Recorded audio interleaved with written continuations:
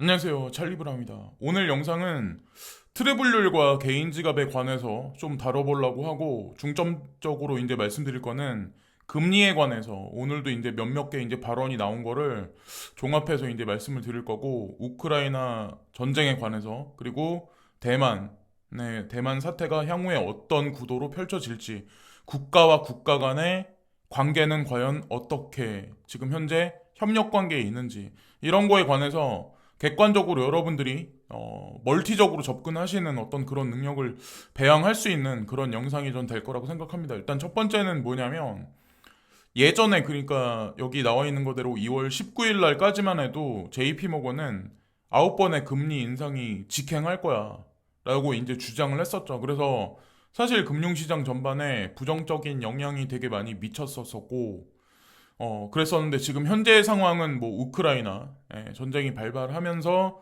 사실은 모든 것들이 다 그러니까 다 후퇴했죠. 지금 현재 상황이. 그래서 연준 의원들도 지금 뭐 말 바꾸기를 계속 시전하고 있는 현재 상황인데 어저께인가 제로에치에서 이제 그런 얘기를 하더라고요. 이거를 이 사진을 캡처해서 올리면서 금융 엘리트들이 여러분들보다 부자인 이유 과연 왜 그럴까요? 작년서부터 올해 초까지만 해도 JP모건, 골드만삭스, 연준 의원들이 다 똑같은 얘기를 했었죠. 근데 우연의 일치일까요? 예, 지금 우크라이나 사태가 발생된 게 그리고 잠정적으로 만약에 대만 전쟁이 발생된다면 반도체 가격이 수직 상승해서 인플레이션이 세계적으로 또다시 이제 도래할 텐데 그 모든 것들이 사실 전 우연이 아니라고 저는 생각하거든요. 그러니까 뭐 어떤 분들은 딥스테이트 라는 그런 표현을 쓰는데 저는 이제 한편으로는 뭐 그런 얘기에 관해서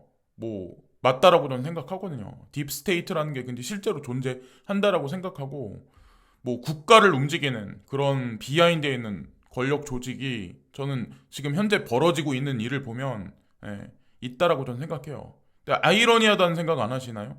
금리 인상 바로 직전인데 금리 인상에 협박을 한 지가 바로 코앞인데 지금 3월 17일 날 새벽이 되면 발표가 될 텐데 전쟁은 더 심해지고 있죠. 인플레이션은 극적으로 계속 올라가고 있는 현재 상황.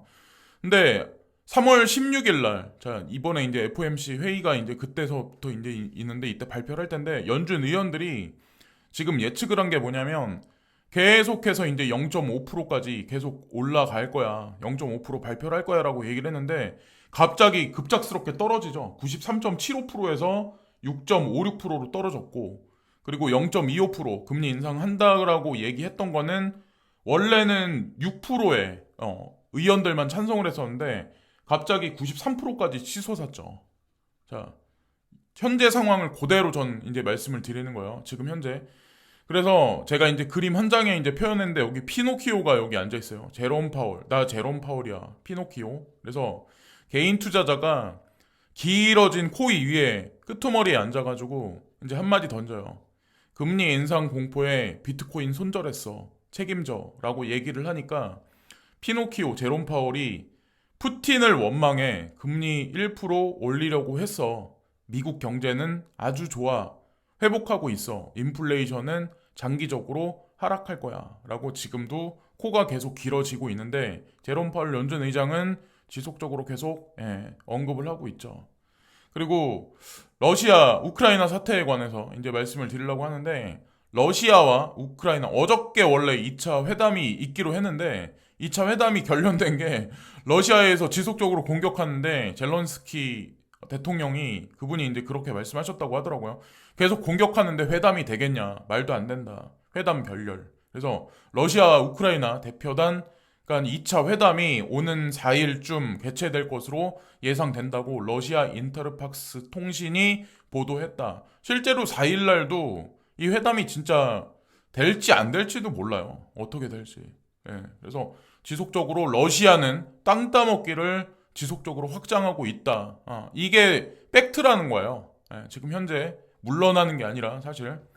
그래서 FOMC 회의는 또 17일 날 새벽에 이제 발표가 돼 있고 이런 와중에 IEA 비축유 방출에도 유가 하루 새 8%가 급등했다.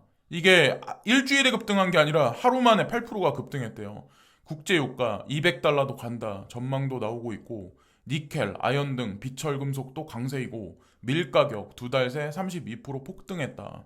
비료 가격이 올라갈 수밖에 없는 게 러시아가 수출 제한을 둔 게 4월 달까지였어요. 작년에 미리 오피셜하게 이제 국가적으로 공표를 했던 게, 그리고 중국은 6월 달까지 비료 수출을 중단을 했어요. 제한을 둔 게 아니라. 그 얘기는 러시아가 우크라이나 전쟁을 터뜨리기 전에 미리 사전적으로 비료 수출에 관해서 작업한 게 아닐까. 그래서 제한을 뒀던 게 아닐까. 그리고 중국 같은 경우도 잠정적으로 뭐 대만 분쟁을 일으키기 위해서 지금 비료 수출에 관해서 잠정적으로 6월까지 중단을 시켜놓은 게 아닐까. 그냥 한번 예측을 한번 해봤습니다. 자, 그리고 이번 전쟁 사태로 인해서 사실은 바이든 대통령 지지율이 지속적으로 떨어졌었는데 미온 쪽으로나마 상승을 했어요. 사실 기조 연설이 있었죠. 기조 연설에서 이제 여러 가지 중요한 얘기들이 나왔는데, 여기 나와 있는 거대로 미국인의 54%는 바이든 대통령을 반대해요. 지지율이 되게 안 좋아요. 지금 현재. 근데 화요일에 완료된 별도의 로이터 입소스 여론조사의 미국인들은 러시아의 우크라이나 침공에 대한 조 바이든 미국 대통령의 대응에 대해 지난주 지지도가 높아져 44%가 찬성한다고 답했는데, 일주일 만에 지난주에는 34%에서 증가한 수치다. 그러니까 34%에서 이번에 전쟁이 터지면서 지지율이 43%까지 10%가 상승한 거예요. 자, 47%가 아직도 반대를 하고 있다. 어쨌건 노림수가 러시아가 됐든 미국의 현재 대통령이 됐든 다 있었다고 저는 생각을 합니다. 그리고 어떤 얘기가 또 있냐면, 자, 여기 보세요. 바이든은 연례 연설을 통해서 블라디미르 푸틴 러시아 대통령에 대응하는 것의 중요성을 강조하고, 자, 이거는 뭐 당연히 이렇게 발언을 하셨어야 됐고, 지연된 더 나은 건설 프로그램의 요소를 다시 도입하는 것을 포함한다. 그러니까 원래 사회복지 법안 프로그램, 그래서 우회적인 양적 완화 프로그램을 돌리기로 했었는데 사실 그게 묻혔었죠. 근데 그것을 지속적으로 끌어내서 확장시킬 거다. 그래서 국내 경제 의제를 추진할 것이라고 행정부 관리들이 말했다. 이게 아마 돼서 도래를 해서, 만약에 주식시장이 폭락을 하든 인플레이션이 극적으로 올라가서 주식시장이 폭락을 하든 뭐가 됐든 그런 일이 발생되면 돈을 찍어내는 거를 푸는 게, 그러니까 그거를 축소시키는 게 아니라 오히려 양적 완화를 시킬 거예요. 이 핑계로 요 더 나은 건설 프로그램을 돌릴 거예요. 그래서 어쨌건 중간 선거를 위해서 지지율이 지금 상승하고 있다. 이게 도모되고 있고, 대만 사태, 그게 만약에 극적으로 급작스럽게 발생이 된다면 그것을 통해서 또 한 번에 그 지지율을 점핑을 시키지 않을까, 바이든 대통령이 그렇게 생각을 합니다. 그리고 금 가격은 2,000달러를 넘을 것 같이 하다가도 지금 못 넘어가고 있는 현재 상황이에요. 제가 이 광경을 10년 이상 지켜봤었거든요. 사실은 올라갈 듯 3,000달러가 될 듯 하다가 안 되고 항상 돌파를 못했어요. 돌파했다고 해도 금방 또, 지금 현재 이렇게 불안한 시국이면 원래 원칙대로 따지면 사실 수천 년의 역사를 가진 금의 어떤 그 가치로 따지면 사실 지금 3,000달러 이상은 올라가 있는 게 정상이지 않을까라는 생각을 합니다. 금 가격이 엄청나게 폭등 못하는 동안에 집 가격이나 코인 가격은 많이 폭등을 했어요. 사실상. 그리고 트래블률에 관해서 이제 바이낸스 여러 금지 후, 그러니까 여행 규칙, 그러니까 트래블률에 관해서 준수 문제를 해결했다. 그래서 이게 뭐 별거 아니게 보시는 분들도 있겠지만, 여기 이제 뭐 C4라고 읽을게, 사이퍼 아니고 C4 뭐 트레이스가 있는데, 이 플랫폼을 통해서 개발한 전문 도구를 사용하여 규정 준수 노력을 강화하고 있습니다. 그래서 여기랑 이제 파트너십 관계를 맺으면서 AML, 그리고 가상자산 사업자 라이센스에 관해서 전반적으로 다 그 승인을 받은 거죠. 어떻게 보면 공인된 검증을 받은 건데, 이 검증인의 주체가 누구냐면, 여기 보면 C4 트레이스 주체되는 게 마스터카드가 배후에 있어요. 마스터카드가 배후에 있다고 했을 때는 이미 다 얘기 끝난 거죠, 뭐. 그래서 한국 같은 경우는 3월 25일 날 업비트가 뭐 트래블률 뭐 한다. 그래서 뭐 해외 거래소로 코인 전송을 못 한다라는 얘기가 나오는데 사실 저는 그런 생각 그래서 뭐 바이낸스하고 거래하시는 분들이 아마 걱정들을 되게 많이 하실 텐데 그 전에 아마 오피셜한 뭐 트래블룰에 관해서 얘기를 한다던가 아니면 비하인드에선 이미 연결돼 있지 않을까. 뭐 이미 뭐 바이낸스는 다 중간에 마스터카드가 껴있는데 검증돼가지고 AML 가상자산 사업자에 관해서 그리고 KYC에 관해서도 다 중간 검증이 다 보증된 게 아닐까라는 생각을 합니다. 그리고 이제 개인 지갑에 관해서는 좀 확답을 제가 못 드릴 것 같은데 그래도 이 부분을 코인데스크에 나온 뉴스를 보면 여러분들이 대충 지금 흐름이 어떻게 가겠구나는 아마 인지는 하실 거라고 저는 생각해요. 그래서 트레저라는 지갑이 있거든요. 그러니까 레저라는 지갑하고 한국 분들은 한국 개발자가 만들어낸 디센트를 되게 많이 사용을 하시는데 사실상 가상자산 시장에 좀 오래전부터 들어왔던 사람들은 트레저를 많이 사용을 했고 그리고 레저 나노라는 거를 보통 보편적으로 많이 사용을 해요. 그러니까 지갑 중에 사실 가장 비싼 게 사실은 트레저거든요. 네, 트레저인데 이 트레저 개인 암호화 지갑의 스위스 여행 규칙 그래서 이거 뭐 트래블률 프레토클이 채택됐다. 그래서 스위스 국가 내에서는 이 트레저 이 지갑을 사용을 하면 사실 뭐 제한된다 이런 게 없다라고 하더라고요. 그렇게 뭐 자동적으로 조치를 취해 놨다. 그래서 이 판례를 보면 향후에 디센트라던가 레저 나노가 어떻게 이 지금 현재 트러블 룰에 관해서 어떻게 이제 보완을 할지 아마 여러분들이 유출하실 수 있을 거라고 생각해요. 그래서 어떤 게 있냐면 비박스 엣지와 같은 지갑에서 작동하는 뭐 이것 개인 지갑인 것 같아요. 비박스 엣지는 그래서 AOPP 어드레스 오너십 프로브 프로토콜 암호화 스타트업에서 개발했고 이에 대한 자금 세탁 방지 AML 요구 사항에 대한 스위스 금융시장 감독청 구현을 수용하도록 설계되었다. 이렇게 나와 있어요. 그리고 글로벌 AML 감시단체인 FATF의 권장사항 외에 스위스의 암호화 요구사항에는 국가가 가상자산 사업 서비스, 그러니까 일명 VASP와 거래하는 개인 지갑의 식별도 포함된다. 그래서 자동으로 그냥 포함이 된대요. 식별할 수 있대요. 이게 그 지갑이 승인된 건지 아닌지 누구 건지 판별이 되기 때문에 그래서 우리나라 같은 경우도 제가 알기로 코인원이나 코빗하고 그래서 빗썸도 뭐 개인 지갑 사용자는 화이트리스트 그러니까 주소를 등재를 하고 그 지갑의 주인에 관해서 검증이 끝난 거에 관해서만 뭐 그거 하겠다라는 얘기를 했죠. 등록한 거에 관해서만 이제 뭐 하겠다는 얘기를 했잖아요. 그래서 그것에 관해서 이제 대응을 미리 준비해서 하셔야 되지 않을까라는 생각을 합니다. 그래서 사전에 미리 등록되지 않은 주소로 개인 지갑으로 전송을 한다면 아마 향후에 문제가 발생될 거고 만약에 다시 국내 거래소로 등록하지 않은 상황, 화이트리스트에 주소를 등록하지 않은 상황에서 국내 주소로 다시 등록을 하려고 하면 아마 검증 과정을 끝내셔야 될 거예요.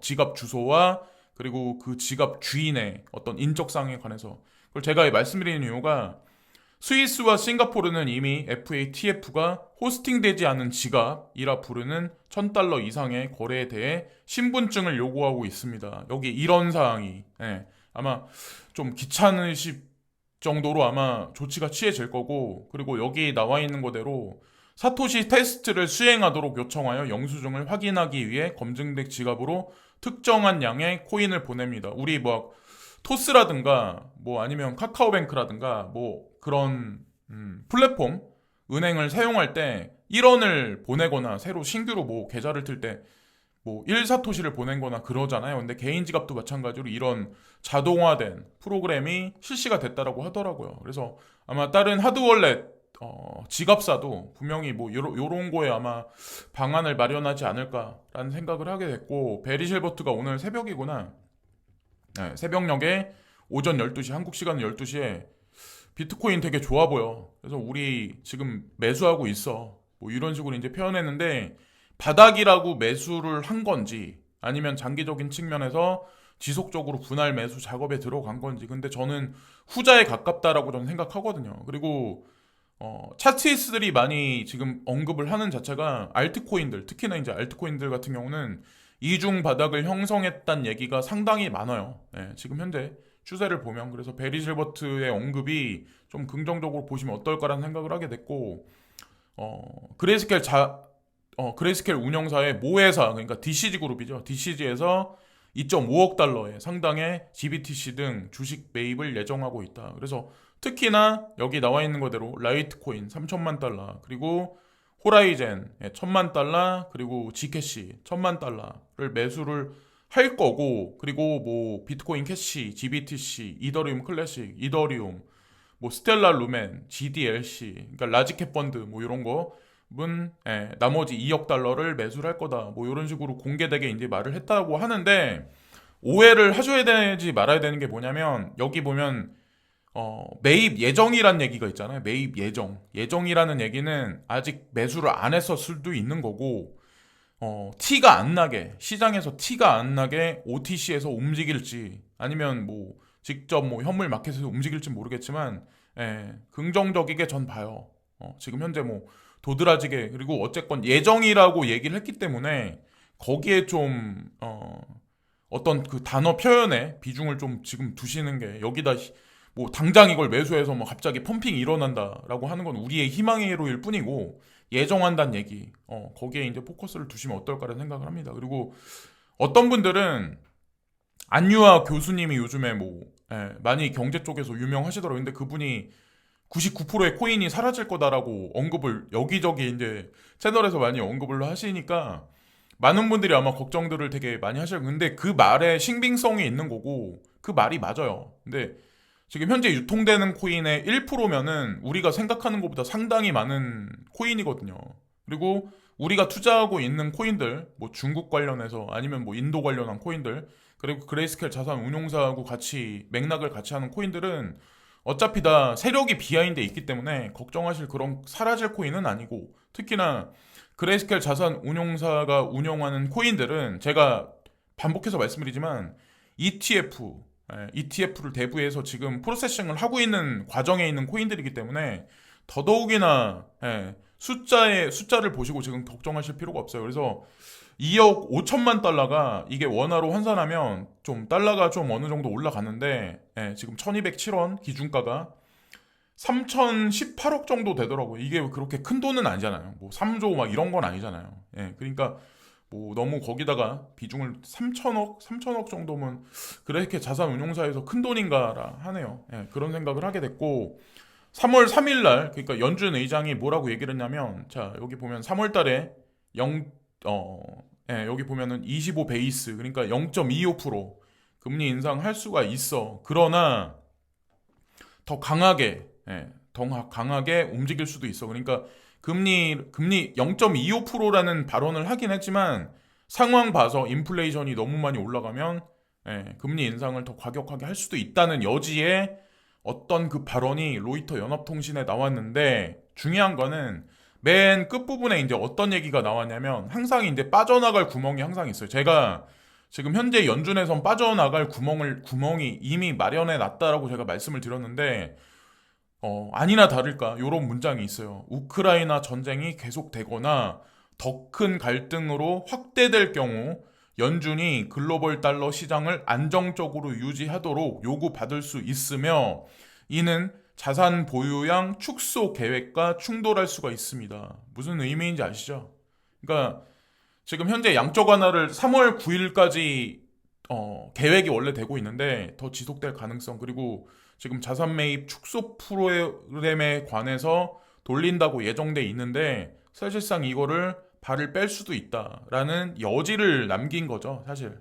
제롬 파월 연준 의장도 분명히 본인 입으로 그렇게 말씀을 하셨어요. 자, 그런 관점으로 보시면 되고 그리고 우크라이나 사태에 관해서 유엔 총회 러시아 철군 요구 결의안 통과됐다. 141개국이 찬성이 됐는데 여기서 이제 중요한 게 있어요. 이게 3월 3일 날 새벽 2시 48분에 나왔는데 반대표를 던진 국가들이 있어요. 북한 당연한 거고 이거는.